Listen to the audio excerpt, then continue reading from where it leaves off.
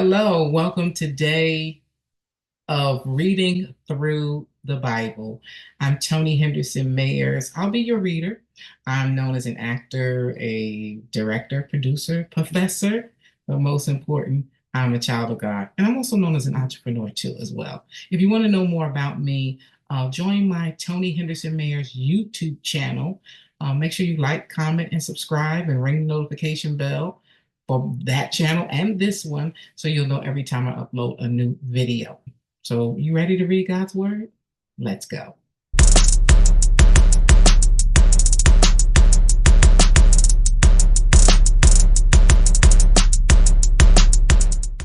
Well, hello there.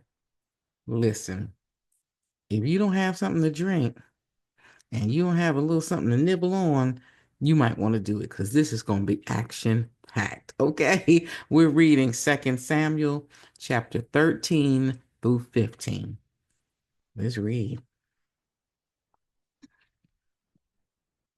And by the way, we're back in 2 Samuel again. For those who may just be joining us, we're reading through the chronological order of the Bible. So there's a lot of skipping around that we've been doing since we've gotten into the book of 1 Samuel, 2 Samuel, Chronicles. We've been skipping around back through Psalm because we are reading how things actually happened chronologically in the Bible. So 2 Samuel chapter 13. Amnon and Tamar. In the course of time, Amnon, son of David, fell in love with Tamar, the beautiful sister of Absalom, son of David. Amnon became so obsessed with his sister Tamar that he made himself ill. She was a virgin, and it seemed impossible for him to do anything to her. Now, Amnon had an advisor named Jonadab, son of Shemiah, David's brother. Jonadab was a very shrewd man. He asked Amnon, "Why do you, the king's son, look so haggard morning after morning? Won't you tell me?" Amnon said to him, "I'm in love with Tamar, my brother Absalom's sister." "Go to bed and pretend to be ill," Jonadab said. "When your father comes to see you, say to him, 'I would like my sister Tamar to come and give me something to eat. Let her prepare the food in my sight so I may watch her and then eat it from her hand.'" So Amnon lay down and pretended to be ill. When the king came to see him, Amnon said to him, "I would like my sister Tamar to come and make some special bread in my sight so I may eat from her hand." David sent word to Tamar at the palace, "Go to the house of your brother Amnon and prepare some food for him." So Tamar went to the house of her brother Amnon, who was lying down. She took some dough, kneaded it, made the bread in his sight, and baked it. Then she took the pan and served him the bread, but he refused to eat. "Send everyone out of here," Amnon said. So everyone left him. Then Amnon said to Tamar, "Bring the food here into my bedroom so I may eat from your hand." And Tamar took the bread she had prepared and brought it to her brother Amnon in his bedroom. But when she took it to him to eat, he grabbed her and said, "Come to bed with me, my sister." "No, my brother," she said to him, "don't force me. Such a thing should not be done in Israel. Don't do this wicked thing. What about me? Where could I get rid of my disgrace? And what about you? You would be like one of the wicked fools in Israel. Please speak to the king. He will not keep me from being married to you." But he refused to listen to her. And since he was stronger than she, he raped her. Then Amnon hated her with intense hatred. In fact, he hated her more than he loved her. Amnon said to her, "Get up and get out." "No," she said to him, "sending me away would be a greater wrong than what you have already done to me." But he refused to listen to her. He called his personal servant and said, "Get this woman out of my sight and bolt the door after her." So his servant put her out and bolted the door after her. She was wearing an ornate robe, for this was the kind of garment the virgin daughters of the king wore. Tamar put ashes on her head and tore the ornate robe she was wearing. She put her hands on her head and went away weeping aloud as she went. Her brother Absalom said to her, "Has that Amnon your brother been with you? Be quiet for now, my sister. He is your brother. Don't take this thing to heart." And Tamar lived in her brother Absalom's house, a desolate woman. When King David heard all this, he was furious. And Absalom never said a word to Amnon, either good or bad. He hated Amnon because he had disgraced his sister Tamar. Absalom kills Amnon. 2 years later, when Absalom's sheep shearers were at Baal Hazor, near the border of Ephraim, he invited all the king's sons to come there. Absalom went to the king and said, "Your servant has had shearers come. Will the king and his attendants please join me?" "No, my son," the king replied. "All of us should not go. We would only be a burden to you." Although Absalom urged him, he still refused to go, but gave him his blessing. Then Absalom said, "If not, please let my brother Amnon come with us." The king asked, "Why should he go with you?" But Absalom urged him, so he sent with him Amnon and the rest of the king's sons. Absalom ordered his men, "Listen, when Amnon is in high spirits from drinking wine, and I say to you, strike Amnon down, then kill him. Don't be afraid.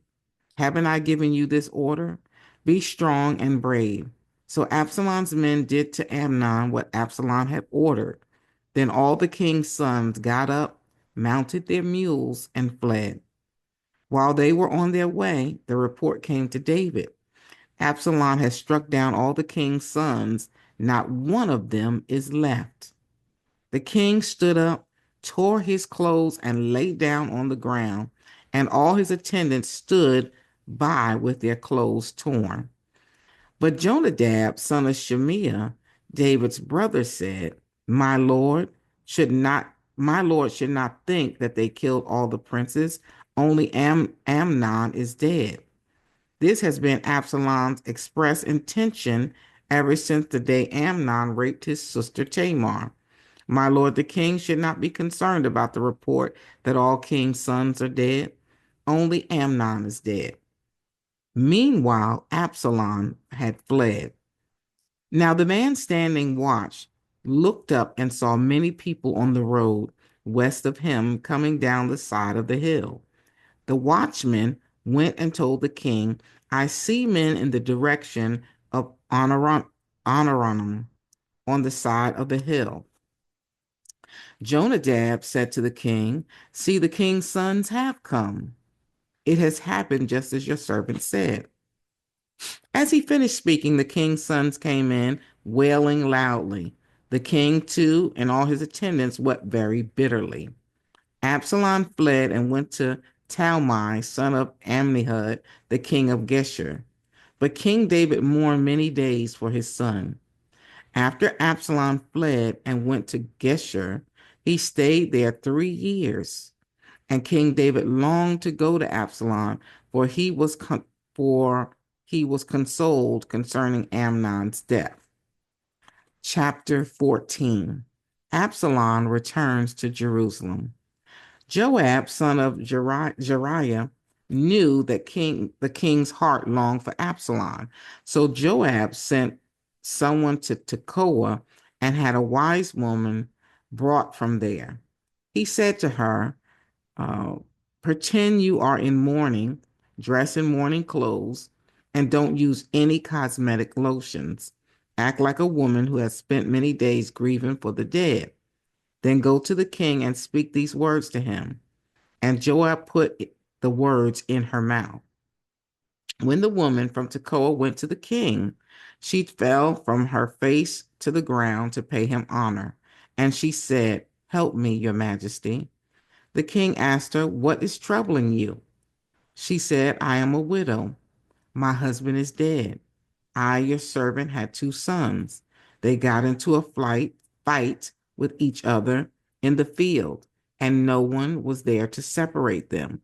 One struck the other and killed him. Now the whole clan has risen up against your servant. They say, hand over the one who has struck his brother down, so that we may put him to death for the life of his brother whom he killed. Then we will get rid of the heir as well. They would put out the only burning coal I have left, leaving my husband neither name nor descendant on the face of the earth." The king said to the woman, "Go home, and I will issue an order in your behalf."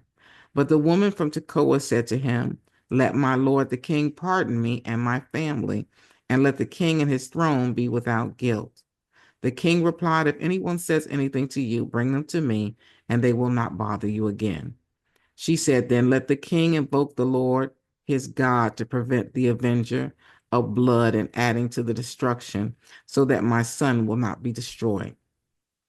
As surely as the Lord lives," he said, "not one hair of your son's head will fall to the ground." Then the woman said, "Let your servant speak a word to my lord the king." "Speak," he replied.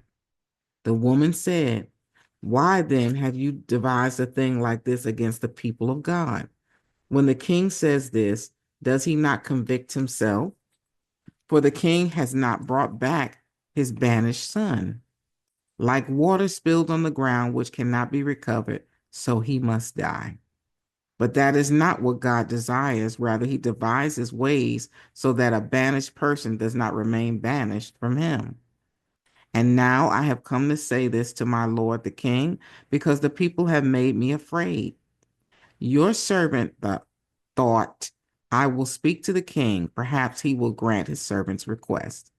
Perhaps the king will agree to deliver his servant from the hand of the man who was trying to cut off both me and my son from God's inheritance. And now your servant says, may the word of my lord the king secure my inheritance. For my lord the king is like an angel of God in discerning good and evil. May the Lord your God be with you." Then the king said to the woman, "Don't keep from me the answer to what I am going to ask you." "Let my lord the king speak," the woman said. The king asked, "Isn't the hand of Joab with you in all of this?" The woman answered, "As surely as you live, my lord the king, no one can turn to the right or to the left from anything my lord the king says. Yes, it was your servant Joab who instructed me to do this and to put all these words into the mouth of your servant. Your servant Joab did this to change the present situation. My lord has wisdom like that of an angel of God. He knows everything that happens in the land." The king said to Joab, "Very well, I will do it. Go bring back the young man, Absalom." Joab fell with his face to the ground to pay him honor, and he blessed the king. Joab said, "Today your servant knows that he has found favor in your eyes, my lord the king, because the king has granted his servant's request." Then Joab went to Geshur and brought Absalom back to Jerusalem. But the king said he must go to his own house. He must not see my face. So Absalom went to his own house and did not see the face of the king. In all Israel, there was not a man so highly praised for his handsome appearance as Absalom. From the top of his head to the sole of his foot, there was no blemish in him. Whenever he cut the hair of his head, he used to cut his hair once a year. He used to cut his hair once a year because it became too heavy for him. He would weigh it, and its weight was 200 shekels by the royal standard. 3 sons and a daughter were born to Absalom. His daughter's name was Tamar, and she became a beautiful woman. Absalom lived 2 years in Jerusalem without seeing the king's face. Then Absalom sent for Joab in order to send him to the king, but Joab refused to come to him. So he sent a second time, but he refused to come. Then he said to his servants, "Look, Joab's field is next to mine, and he has barley there.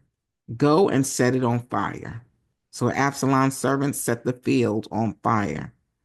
Then Joab did go to Absalom's house, and he said to him, "Why have your servants set my field on fire?" Absalom said to Joab, "Look, I sent you and said, 'Come here, so I can send you to the king to ask, why have I come from Geshur? It would be better for me if I were still there. Now then, I want to see the king's face, and if I am guilty of anything, let him put me to death." So Joab went to the king and told him this. Then the king summoned Absalom, and he came in and bowed down with his face to the ground before the king, and the king kissed Absalom. Chapter 15, our last chapter reading for today. Absalom's conspiracy. In the course of time, Absalom provided himself with a chariot and horses and with 50 men to run ahead of him. He would get up early and stand by the side of the road leading to the city gate.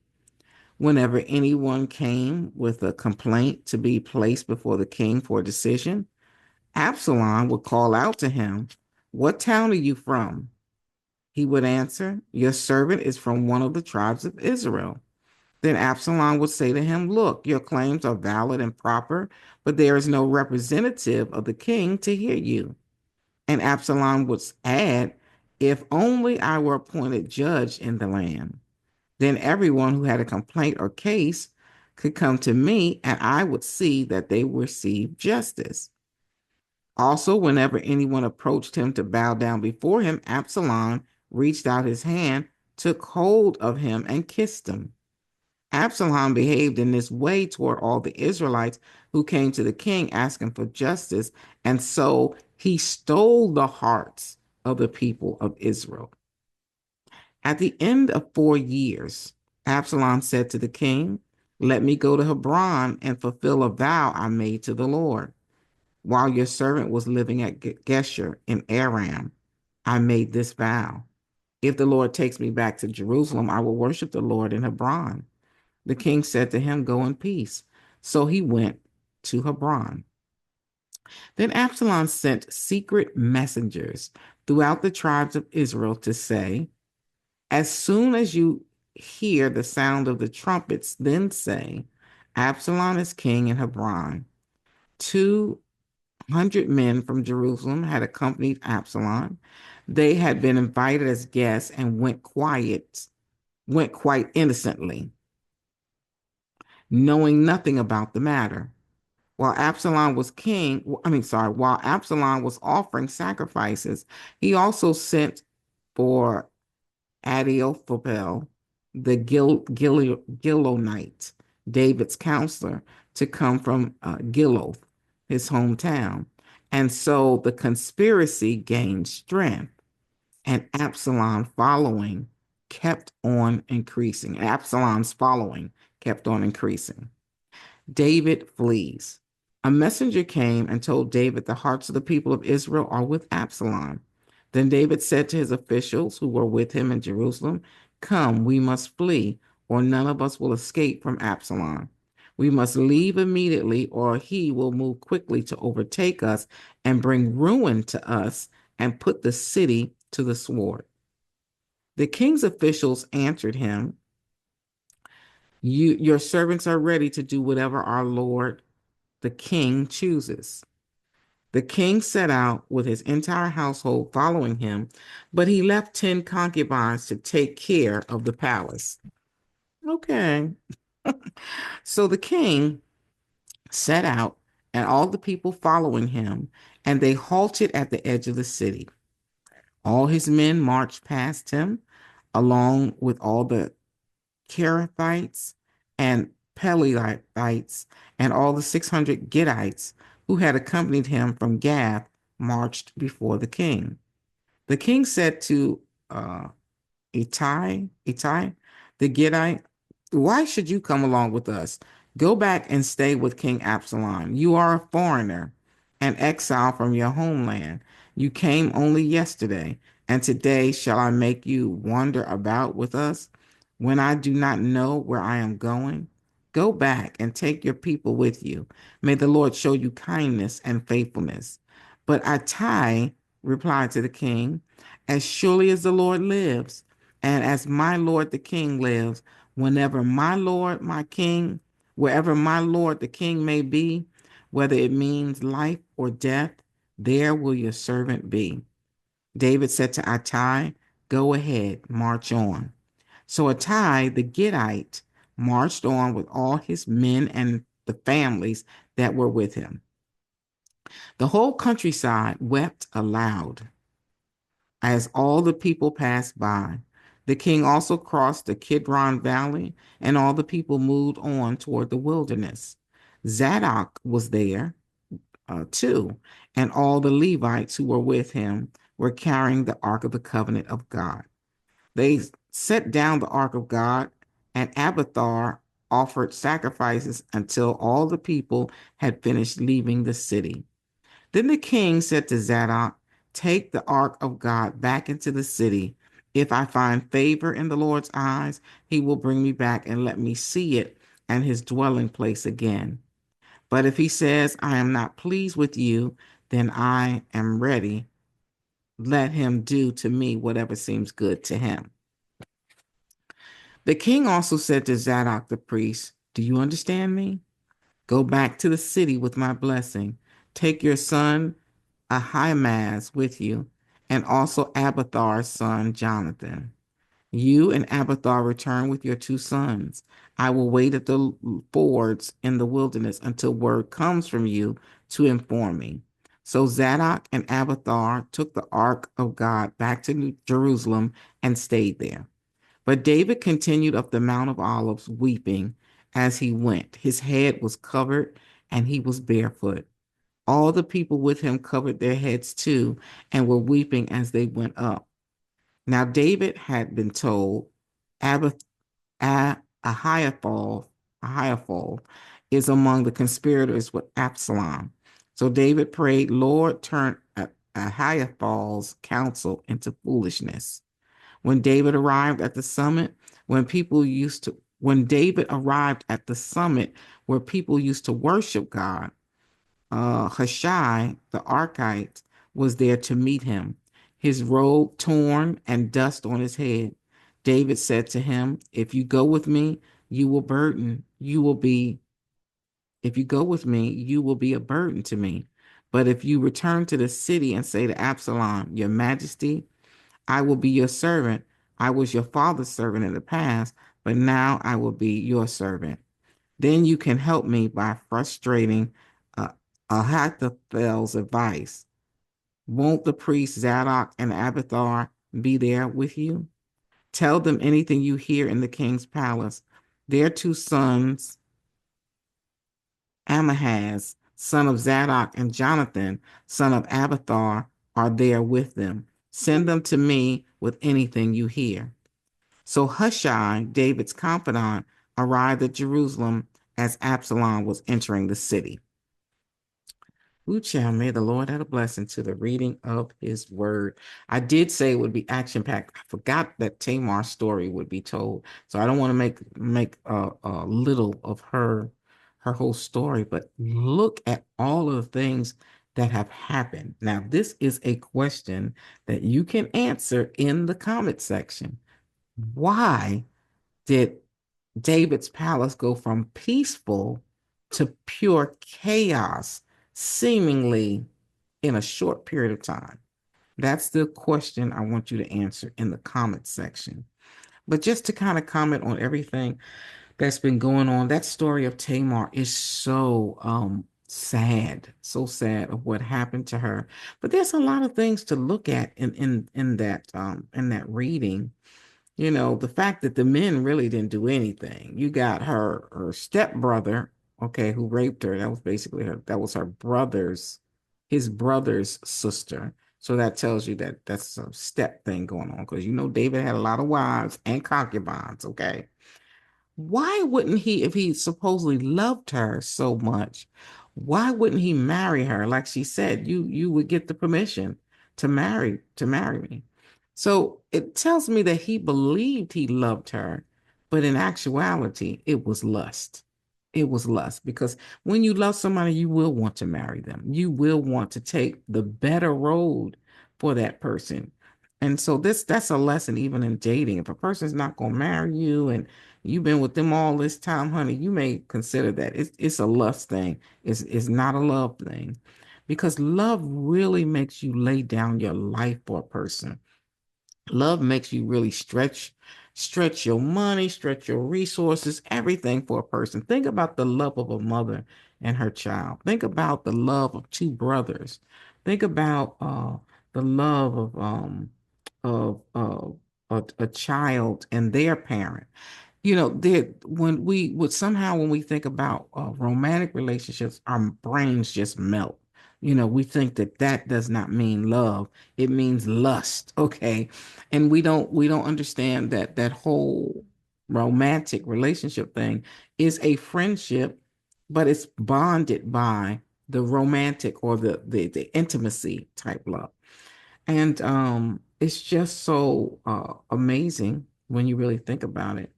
He believed that he loved her. He probably knew all along that he didn't love her. He was in lust, okay?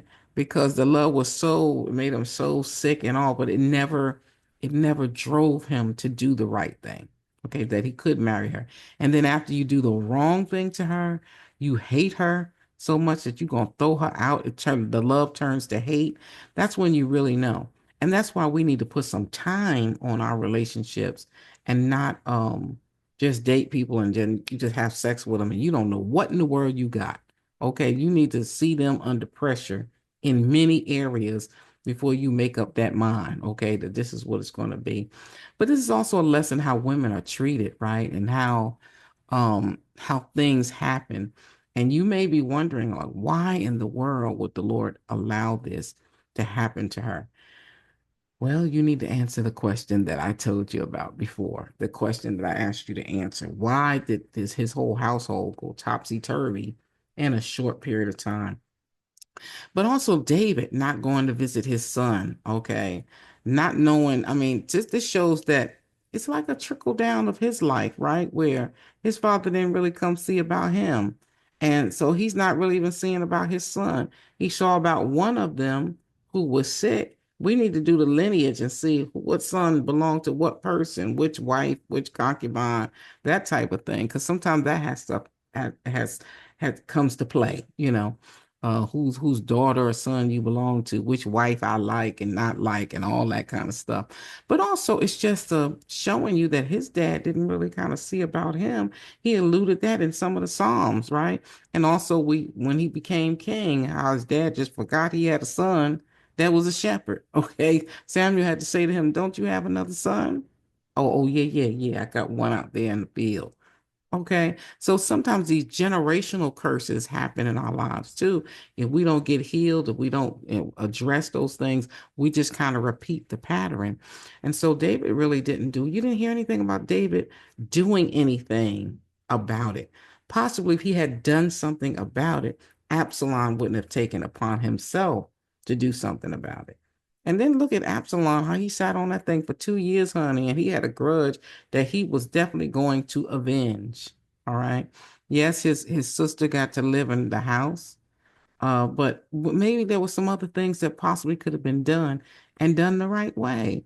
And so we see how, men in this situation got a chance to make a lot of the decisions and how it affected Tamar. However, Tamar had a decision of her own too, as well. Yes, she did speak up for herself. She tried to prevent things from happening. But do you have to be a desolate woman? We know what society will do, but she lived in the palace. She was under the protection of her brother. Sometimes things happen to us in life and we keep that burden on us. You know what I'm saying? And we hurt so much that we never free ourselves. You cannot change this terrible thing that happened to you, but you can change how your mindset and how you see life and how you move forward in life going forward. So the healing happens from within. It's still wrong what that person does. Yes, they should pay for what they've done, but whether they pay for it or they don't pay for it, we still have to make up in our minds how we're going to move forward. Are we going to be a desolate person, or are we going to try to heal from the inside out and have the best life we could possibly have moving forward? But this whole situation blossoms into so much more. Absalom just was not a right person, okay? He was right about defending his sister, but there was more that he could have done. Sometimes I think that maybe there was something else within him, because he spends a lot of time trying to, cheat his dad, okay? Cheat him. I don't know if something happened in Gesher while he was there. He was feeling some type of way because his dad didn't send for him or anything like that. Um, or maybe he just always had it in him that, he wanted to take over. You know what I'm saying? Because we also see that he didn't do much else for Tamar, his sister, other than saying, "Hey, come live in my house." No checkup, no other thing, no nothing. We don't know. Okay. But it's something to think about. And then now David has to flee from the palace. The only people left is some concubines, which is the women, to keep the palace looking good, honey. I gotta flee, but y'all make sure this palace look good. Y'all make sure it's clean and sparkly till I get back. But I mean, now he's fleeing again, and he's crying and he's weeping because he's back in the same situation that he was prior, that he dealt with. Remember when he was dealing with Saul and he was constantly fleeing from Saul? Now he's fleeing from his own son. If you can answer that question that I asked, this may make it even clearer as to why and how do I end up in the same situation I was in before. How did the children of Israel end up wandering through the wilderness for 40 years, going around in the same situation, the same place over and over again? Why did that happen to them? It's the same reason as to why this happened to David. Well, make sure you like, comment, and subscribe. Ring that notification bell so you know every time I upload a new video. Please do subscribe. You're in the family, so you might as well go ahead and declare it by clicking subscribe. Trust me, it will not blow up. It doesn't cost you any money. And it's a testament for you to say, I love what's going on here and I want the word to go forth. So go ahead and click subscribe. Visit me on the web, which is www.tonihendersonmayers.com. And this is one of the scriptures, too, darlings, that we will really benefit from by having people come in and do some commentary where we can dig into it further. I'm not going to dig into it further now. I'm just going to do a reading and a reflection.